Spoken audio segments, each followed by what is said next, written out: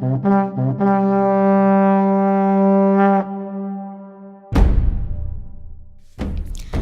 Majors, Ben here, and today I'm going to be doing a game review of Settlers of Catan. So first off, you may be thinking, what is Catan? Well, Catan is the extremely popular dice rolling, settlement building, 1 cheap for 2 wheat game of awesomeness. So we're going to split this review up into 3 parts. Sort of the way the game looks, the game, how it works, and how easy it is to get into, sort of. We're going to go into how I think the gameplay is, if that's fun. We're also going to talk about if it's worth the amount of money you have to pay for it, and just stuff like that.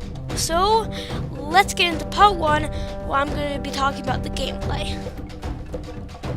So first off, we're going to start with the hexes, which are the little hexagons that you see on the board. Each one has a different resource it will create corresponding with the art. For instance, the one with a forest on it will create wood. The one with a mining area on it will create brick. The one with mountains on it will create ore. The one with fields on it will create wheat. And the one with like pastures on it will create sheep.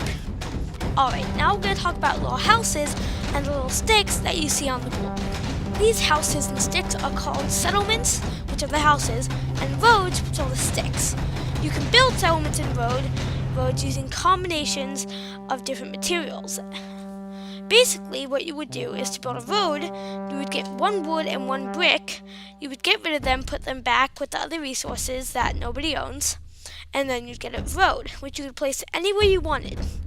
You could also do the same with a settlement for a wood, a brick, a wheat, and a sheep, and you will also get a victory point.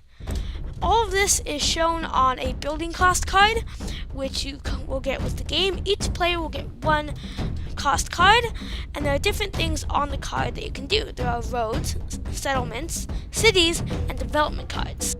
Alright, now we're going to talk about the development cards, which I just mentioned. So they are a little added bonus. They're a mystery bonus that you can buy. You will have a stack of development cards set next to the game board. Basically, when a player buys one, they take one off the top, and it can be multiple things. There are certain cards like the chapel and the library, which say, on your turn you may reveal this. If so, you get 1 victory point, but you can only play it if that victory point makes you win. There are also things like a monopoly, which you may play. You may name a type of resource, and all the players have to give you all of that type of resource that they own.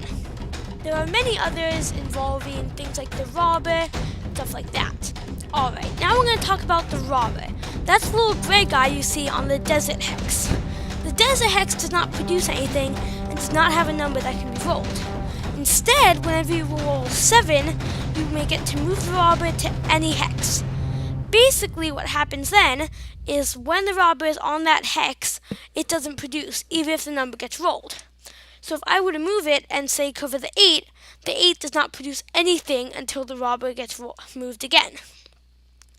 The robber, basically, when he gets moved, you may choose a settlement adjacent to the hex and choose the owner, and they have to randomize their cards and give you 1 of them. Also, if any players have 7 cards or more at the time, they have to get rid of half of those cards. Alright, that was it for the gameplay. I'm definitely going to give this gameplay an A. It's just really fun. It's really amazing. I highly suggest playing it. Alright, now we're going to move on to the art and how it looks and how easy it is to learn with the rules. Alright, so first off we're going to talk about the instructions. They are really amazing. They go through the game really well. They explain everything that you may have to ask. The place I learned how to play, there's actually no Wi-Fi, so we couldn't look anything up if we needed to, but it just explained it that well that we didn't even have to. They're amazing. They're just really great. So, on this bit, I'd give the instructions definitely great. They're definitely amazing. Alright, that was it for the bit with the rules. Alright, that was it for the bit with the rules. Now we're going to talk about the art. So the hexes look amazing. The art is really well done. But what really sort of like caught my eye and astonished me was every art of the hexes is different. Even if it's wheat, each wheat has a different art for the hex, which I thought was really amazing. I just thought that was great.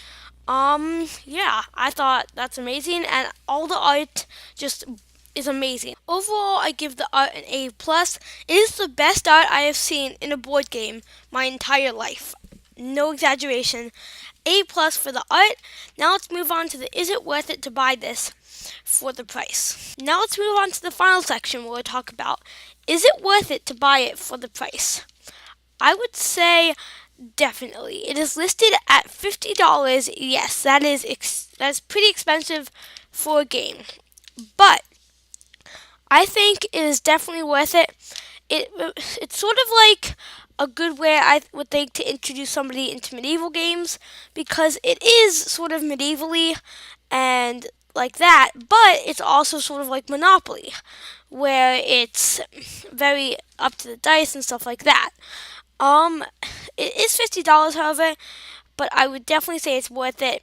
It is so fun, and I definitely love it. I would highly suggest buying it. The price, I will give an A, just because I think it's a tiny bit too expensive. But like I said, if there's the only place you can get it at, then definitely get it. Alright, overall I'm going to give this game an A+. It is just an amazing game. I've played it a bunch of times. I've played it like one game each day for like the past couple days, and it's just amazing, and I would highly recommend it. There's a place in the description where you can get it, so I highly suggest you do that. Yeah. Thank you for watching. I'll see you next time. Bye!